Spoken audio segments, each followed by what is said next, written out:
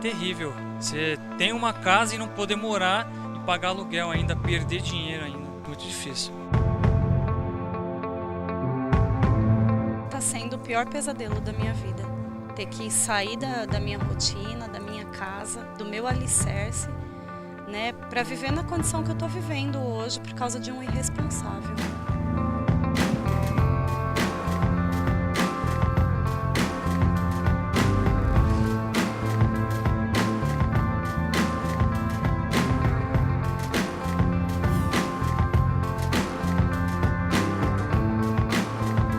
Foi muita luta para eu comprar, muito tempo juntando dinheiro, 13 anos meu marido esperando a indenização, eu vou sair assim, de jeito nenhum.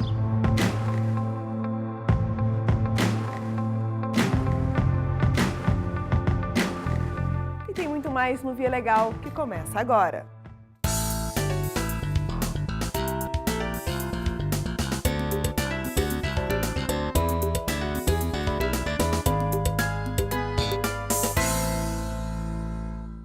Fato. Nos últimos 5 anos, milhões de brasileiros passaram a viver em imóveis próprios. A maioria dessas pessoas precisou recorrer a programas do governo para fechar o negócio. Os resultados positivos são indiscutíveis, mas também é impossível ignorar a quantidade de mutuários insatisfeitos. A história que você conhece agora tem se repetido em todo o país e é um exemplo de como podem ser graves as consequências de falhas nas construções. Há 2 anos, Tiago usou todas as economias que tinha para realizar um sonho: comprar a casa própria e se livrar de vez do aluguel.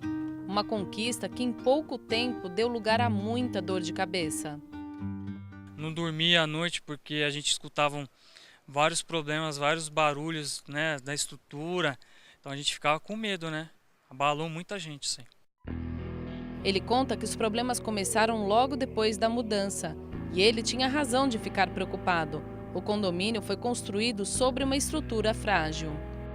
Não é preciso nem ser especialista para perceber que as colunas de sustentação são finas e apresentam várias rachaduras. Parede toda fora de prumo, pisos de péssima qualidade, era triste, viu? Chovia mais dentro de casa do que fora. Triste. A gente muda, parece vários problemas na casa. As casas ficam no bairro de São Mateus, na zona leste de São Paulo. Por causa do risco de desabamento, a Defesa Civil interditou a área e os moradores tiveram que sair do local. Tiago não se conforma com a situação e principalmente com o fato de voltar a pagar aluguel. É a sensação de perda, literalmente, sensação de perda total. É terrível. Você tem uma casa e não poder morar e pagar aluguel ainda, perder dinheiro ainda. Muito difícil. E os moradores do condomínio não são os únicos prejudicados pelas falhas. Além deles, 12 famílias que viviam nessas casas próximas à área também tiveram que sair. É que os imóveis podem ser atingidos em caso de desabamento no terreno vizinho. A professora Rosimeire foi obrigada a se mudar com as filhas. Hoje mora de favor na casa de uma vizinha. Tá sendo o pior pesadelo da minha vida. Ter que sair da minha rotina, da minha casa, do meu alicerce, né, para viver na condição que eu tô vivendo hoje por causa de um irresponsável. Parece que eu fiz algo errado, né? A minha mãe pagou imposto a vida inteira, todo mundo aqui é contribuinte, todo mundo tá em dia, né, com as responsabilidades, e um irresponsável vem, consegue construir um monstro desse atrás da nossa casa. Isso é uma bomba relógio para nós. Diante da gravidade da situação, os moradores procuraram o Ministério Público, que levou o caso à Justiça Federal. O mérito do processo ainda não foi julgado, mas o juiz já reconheceu a responsabilidade da construtora, da Prefeitura e também da Caixa Econômica Federal. A luta agora é para garantir que, juntas, elas arquem com os prejuízos sofridos pelas famílias. Ficou bem caracterizado que a Prefeitura autorizou a construção do imóvel sem essas condições. Por sua vez, a Caixa Econômica Federal financia, certo, com recursos da Caixa Econômica Federal, né, com recursos públicos, ela financia um imóvel numa situação idêntica, numa área de risco, numa área de alta declividade. Coloca em risco as pessoas que estão lá, coloca em risco a credibilidade do nome Caixa Econômica Federal. A Caixa Econômica Federal sustenta que os problemas começaram já na escolha da área. Afirma que, mesmo sabendo que o local não era seguro, a Prefeitura liberou as construções. No nosso entendimento, não poderia ter sido dado o alvará de construção para um terreno naquelas condições. Prova disso é que agora, após constatado o problema, a Prefeitura já cassou o habite do imóvel e também nos deu formalmente um documento dizendo que qualquer que seja a alternativa que fizer naquele imóvel, ela não dará novamente o habite, ou seja, ele está definitivamente condenado. O superintendente de habitação do banco admite que o engenheiro credenciado pela instituição que fez a vistoria nos imóveis também participou do que chama de fraude. Ele e o corretor que intermediou o financiamento foram descredenciados e denunciados à Polícia Federal. Além disso, a Caixa suspendeu temporariamente a cobrança das prestações. Com relação às 10 famílias que financiaram o imóvel na Caixa, nós tomamos 2 medidas. Primeiro, suspendemos a cobrança das prestações temporariamente, de forma que o dinheiro que era destinado a pagar a prestação, essas famílias possam utilizar em pagamento de aluguel. E também demos R$3.000 para cada uma das famílias, para que elas pudessem se deslocar temporariamente até conseguir o aluguel de uma unidade. A Prefeitura já iniciou algumas obras emergenciais no local, mas as reais condições dos imóveis só serão conhecidas com a realização de novas vistorias. A intenção é saber se os problemas podem ser resolvidos com uma reforma ou se vai mesmo ser preciso demolir as casas. Tiago Rosemeire e outros moradores aguardam a resposta da Justiça e das instituições, mas o que eles mais querem é saber quando voltarão a ter casa própria. Que se resolva o mais rápido possível e que a Caixa ressarça a gente com um imóvel novo, né? Ou se aqui vai arrumar, quem me garante que isso aqui vai reformar, vai ficar bom? Quem me garante? Isso aqui não pode cair a qualquer momento. O que eu mais quero é que tudo se resolva o mais breve possível, para eu poder voltar para minha casa, né? E voltar a ter dignidade, né? Que eu acho que foi o que tiraram de mim hoje, né? Eu não ter uma casa, um lar. Eu tenho hoje uma casa, né, que foi cedida por uma pessoa que eu agradeço muito, mas eu não tenho um lar, né? E é o que eu quero de volta.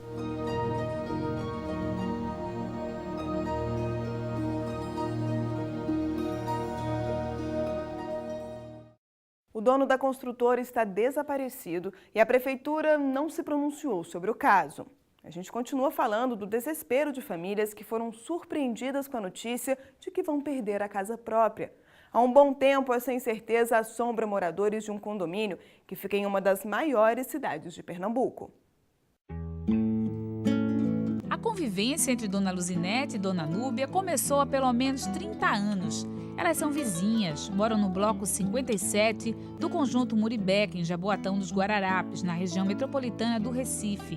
Aqui, as duas amigas criaram filhos e netos, sempre assim, uma ao lado da outra. Do ano de 1982 até 2014 é muito chão pela frente, né? Não é muito tempo. Eu vim aqui quando os filhos nossos era tudo pequeno. Criaram tudo junto aqui, tudinho. Além das histórias de família, as vizinhas dividem um drama que também é compartilhado com mais de 2.000 moradores do condomínio. Por causa das condições dos prédios, todos foram orientados a deixar os apartamentos. Situação difícil, viu? Muito difícil. Porque esses anos todinhos nós estamos aqui e sair assim, né? Não é brincadeira não, viu? Os problemas são antigos. Ainda na década de 1980, 4 anos após serem entregues, os imóveis foram condenados por engenheiros. Perícias técnicas atestaram a existência de rachaduras, desníveis no piso, concreto sem a devida impermeabilização. Em alguns pontos, a ferrugem tomou conta de toda a estrutura de metal, comprometendo as vigas dos 3 andares do edifício. De acordo com o laudo dos especialistas, a base da construção também apresentava irregularidades. rachaduras, inclinações, né? Já teve prédios de recalques, de afundamentos da estrutura e já estão quase que vamos dizer assim, inclinados, né? A situação era tão grave que, em 1995, a Defesa Civil de Jaboatão dos Guararapes interditou o primeiro prédio. 10 anos depois, a medida foi estendida a todos os 69 blocos. O presidente da Associação de Moradores conta que foi um dos primeiros a sair do apartamento. Eu já saí, já faz 7 anos. Não saí da comunidade, meu prédio está ali. Há 7 anos que a gente desocupou. Eles orientam que, através da Defesa Civil, que é o órgão de competência do município, né, orientam que o pessoal deverá sair das suas moradias, uma vez que corre riscos de vida. Mas, contrariando o que diz a perícia técnica, muita gente ainda mora aqui. A cabeleireira Nádia Costa está entre os que não arredam o pé. Ela explica que chegou ao conjunto Muribeca pagando aluguel. Só depois de um bom tempo conseguiu comprar o apartamento e ainda montar um cantinho especial para atender as clientes. Nádia não acha justo deixar o único imóvel da família. Foi muita luta para eu comprar, muito tempo juntando dinheiro, 13 anos meu marido esperando a indenização, eu vou sair assim, de jeito nenhum. Entre os motivos apresentados pelas cerca de 200 famílias que se recusam a sair do local, está a dificuldade para receber o auxílio moradia. O valor varia entre R$ 400 e R$ 750 e deveria ser pago pela Caixa Econômica Federal, apontada como uma das responsáveis pela situação dos imóveis. Quem vive aqui não esconde a revolta. Isso para a gente não funciona mais. Nós queremos ação, nós queremos aqui, nós só vamos acreditar um dia quando a gente vê as construtoras aqui começando a trabalhar e a gente vê que nossa comunidade não vai ser destruída. Algo que diga, você está saindo hoje por isso e voltará tal dia com tudo já reformado, com tudo já no lugar. Diante do descaso e da falta de providências concretas, os moradores acionaram o Ministério Público, que propôs uma ação coletiva na Justiça Federal contra a Caixa Econômica e contra a Caixa Seguradora S.A. Tem um estudo técnico feito aí, demonstrando que tudo isso ocorreu por vício de Constituição. E também pela adoção de uma política pública para uma técnica desenvolvida de menor custo. Em primeira instância, a Caixa foi condenada a reformar todos os apartamentos do condomínio e a ordem da Justiça deixou claro: enquanto as obras não forem concluídas, o banco terá de pagar auxílio moradia às famílias prejudicadas. A Caixa Econômica recorreu, mas também foi derrotada no Tribunal Regional Federal da 5ª Região. O tribunal entendeu que tanto a Caixa Econômica como a Caixa Seguradora são responsáveis pelo restabelecimento das condições de moradia daqueles blocos que foram interditados. A expectativa é que, com a decisão judicial, todos os prédios sejam desocupados e, finalmente, saia do papel a obra de reconstrução. Para isso, tanto as famílias que já deixaram o local, como aquelas que permanecem no condomínio, serão cadastradas. A lista será entregue à Justiça e também à Caixa, que deverá fazer o pagamento do auxílio moradia. 30 dias depois de receber o pagamento dessa ajuda, o mutuário terá que deixar o local. No segundo julgamento, o banco e a seguradora também foram condenadas a pagar R$ 4.800 de indenização por danos morais a cada uma das famílias do residencial Muribeca. O tribunal levou em conta a relevância do direito social à moradia, que é um dos direitos fundamentais previstos pela Constituição, e as peculiaridades dos financiamentos concedidos no âmbito do sistema financeiro de habitação. Todos os envolvidos sabem que o trabalho que vem pela frente é longo, mas quem entende do assunto garante: os moradores podem manter as esperanças de voltar a viver no mesmo endereço, mas em apartamentos novos. Então, se eu morava na quadra 3, no bloco X, eu vou voltar para aquele mesmo bloco, para aquele mesmo apartamento, com ele todo reformado. Ou seja, eu vou receber um imóvel novo. Em nota, a Caixa Econômica informou que está cumprindo a decisão judicial, inclusive arcando com o pagamento do auxílio moradia. Garantiu ainda que todos os prédios são monitorados 24 horas por dia e que aguarda a conclusão do estudo técnico que vai orientar a reforma dos imóveis.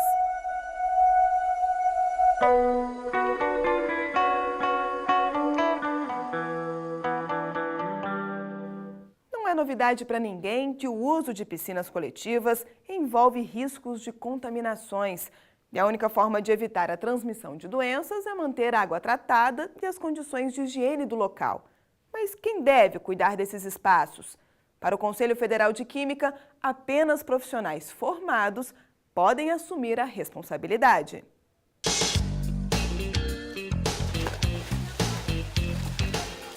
Nos fins de semana de tempo aberto, a piscina desse condomínio em Brasília fica sempre assim, cheia, principalmente de crianças. Nadar, se refrescar e dividir esse espaço com outras pessoas pode ser uma atividade prazerosa, mas nem sempre é inofensiva.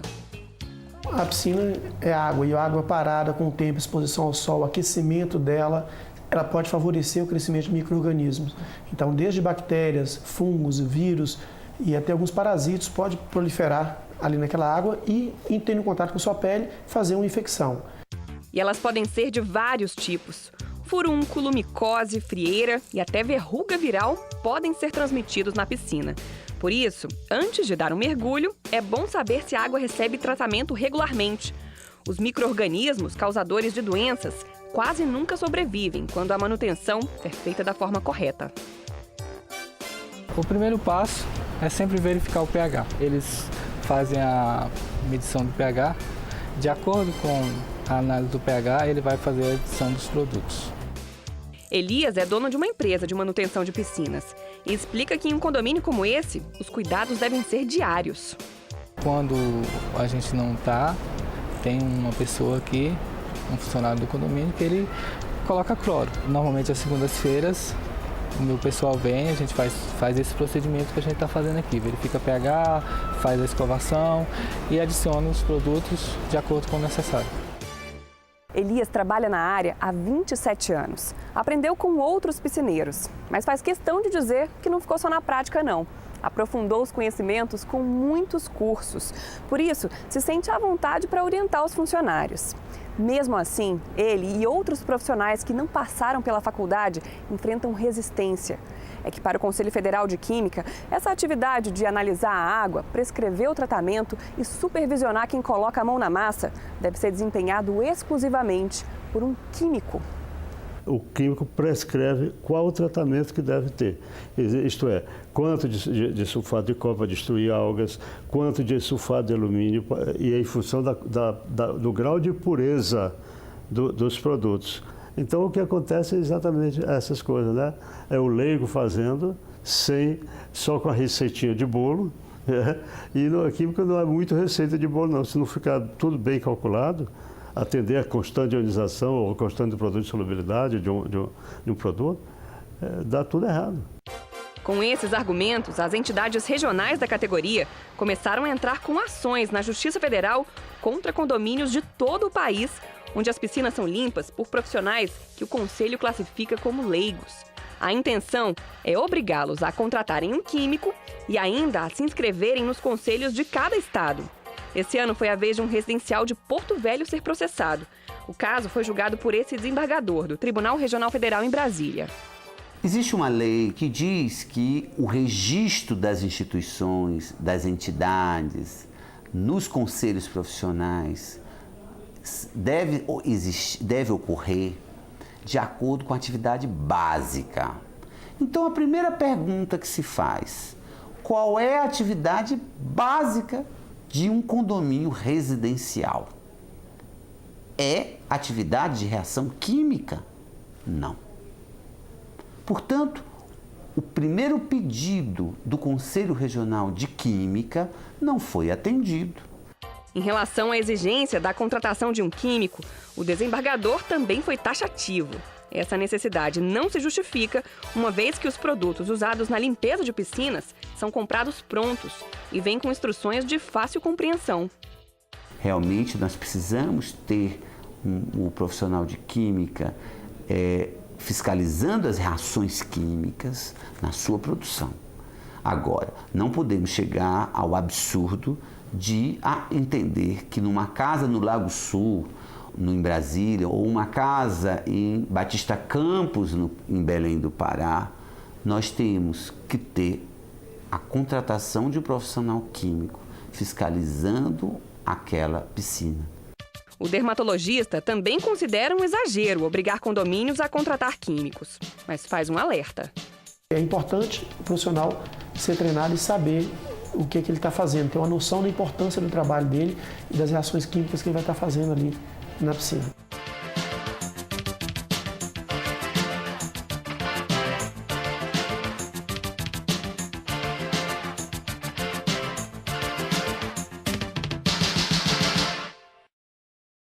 No Brasil, quando se fala em perseguição política, a referência mais forte é a do regime militar, que começou em 1964 e durou 20 anos.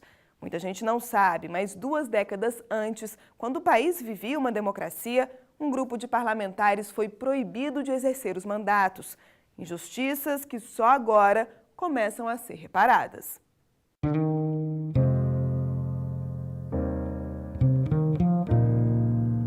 Meu filho nunca pede nada em meu nome.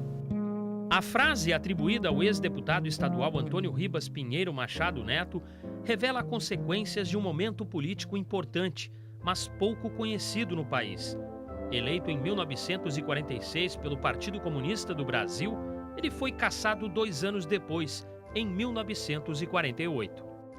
A perda do mandato teve influência direta da chamada Guerra Fria, que na época colocava em lados opostos os Estados Unidos e a antiga União Soviética. Em decorrência da pressão norte-americana, o PCB teve cancelado o registro pela Justiça Eleitoral. A decisão abriu caminho para que o Congresso cassasse 65 deputados federais. Uma medida que se repetiu nos estados brasileiros. Aqui na Assembleia Legislativa Gaúcha, que funcionava neste prédio, 3 parlamentares perderam o cargo. Antônio Pinheiro Machado foi um deles. Uma medida ditatorial, porque por mais que não se concorde, é um partido pacífico, nunca fez coisa nenhuma, né, a não ser lutar pelas suas convicções. E os parlamentares comunistas foram cassados. Mas aqui no Rio Grande do Sul foi mais grave, porque através de uma manobra regimental, a comissão diretora da Assembleia, a comissão representativa, por 3 votos a 2, acabou cassando o mandato deles. Passadas mais de 6 décadas, essas agressões à democracia estão sendo reparadas. No ano passado, o Congresso Nacional aprovou leis que devolvem de forma simbólica os mandatos aos deputados. Decisões comemoradas por pessoas como esta cientista política da Universidade Federal do Rio Grande do Sul. São indicadores de que, bom, a instituição reconhece que cometeu um erro, né? E de alguma forma ela tenta, vamos dizer assim, rever, né, essa sua decisão, dizendo, bom, errei, estou reconhecendo o meu erro. No ano passado, a Assembleia Gaúcha repetiu o ato do Legislativo Federal e invalidou a medida que havia cassado os parlamentares. Uma decisão com reflexos diretos na casa de Pinheiro Machado, que a essa altura já havia morrido. Aquele ato ficou nulo, a minha mãe teria o direito, como efetivamente a gente achava que ela tinha, de receber a pensão de viúva de deputado. A família do ex-deputado decidiu recorrer à justiça contra a União e o estado do Rio Grande do Sul. O pedido foi para que a viúva passasse a receber pensão por morte.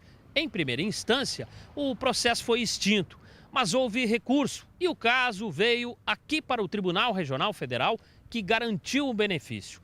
Pela decisão, que é provisória, ela vai receber R$20 mil por mês, valor que corresponde ao salário atual de um deputado estadual.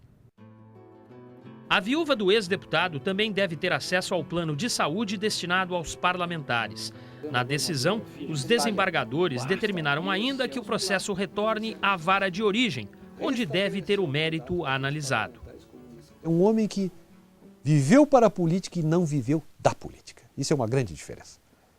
Acima de tudo, era um advogado e ele vivia do seu escritório de advocacia. que inclusive foi várias vezes prejudicado, tendo em vista a perseguição política que ele sofreu. É uma decisão provisória, mas o Tribunal Regional Federal da 4ª Região, pela primeira vez, vamos dizer assim, enfrentou essa ilegalidade que foi feita contra o meu pai. O primeiro ato de reconhecimento de que ele foi vítima de uma ilegalidade, de uma violência. Nos nossos canais na internet, você pode assistir outras reportagens que mostram detalhes de momentos políticos conturbados e importantes para a história do país.